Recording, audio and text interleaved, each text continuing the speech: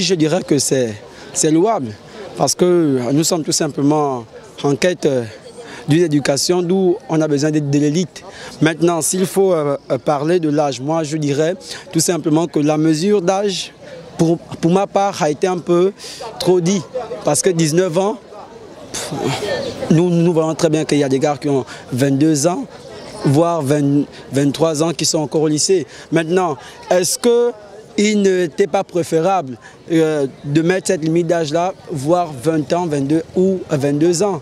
Comme tout le monde, je dis bien tout le monde estudiantin, nous avons appris par l'entremise du porte-parole du gouvernement que pour avoir la bourse, désormais il faut avoir 19 ans et faire 12 au baccalauréat. Bien, vous savez, dans un village, lorsque un chef va vite, c'est qu'il y a un problème. Pourquoi il y a un problème? Le problème, c'est qu'aujourd'hui, l'État a mis en place la charrue avant les bœufs. Les politiques qui ont été mises en place à l'époque, en 2012, ont été les politiciennes, n'ont pas été des politiques qui visaient réellement un objectif. Aujourd'hui, revenir sur le critère d'âge pour les bourses, nous, les étudiants au niveau de l'Université Omar Bongo, nous condamnons fermement cette décision qui n'honore pas l'étudiant gabonais. C'est le jeune gabonais qu'on empêche d'aller à l'école. Mettez d'abord les conditions. S'il y a les conditions, l'étudiant, l'élève, le jeune gabonais pourra faire même 18 ou 15 au baccalauréat. Je trouve que si les réformes ont été mal prises, déjà les conditions d'apprentissage ici au Gabon ne sont pas réunies. On ne peut pas avoir le bac à partir de 19 ans parce que pour ceux qui sont issus des familles aisées, on n'a pas les moyens de se faire inscrire au CCF ou faire des recherches ou encore d'avoir un ordinateur portable ou une connexion Wi-Fi pour mieux s'instruire. Déjà avec des grèves qu'il y a de façon répétitive ici au Gabon, on ne pourra pas s'en sortir avec de telles mesures. Donc je trouve qu'il serait mieux ou judicieux de les revoir. En fait, moi, j'aimerais d'abord dire que c'est un peu osé, en fait. J'estime que c'est osé parce que déjà, ils ne tiennent pas compte des réalités de tout le monde.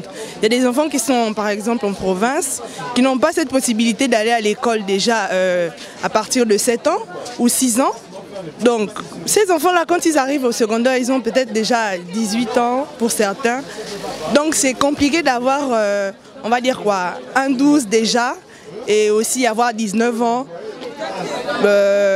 en terminale par exemple. Si on considère qu'on doit on doit fixer une base par rapport à l'âge et à la mention, ça va être compliqué parce qu'on se rend compte que pas seulement au Gabon, dans plusieurs pays, c'est pas facile de voir un élève avoir un cursus scolaire à la norme, c'est-à-dire 6 ans CP1, avoir son bac peut-être à 16 ans.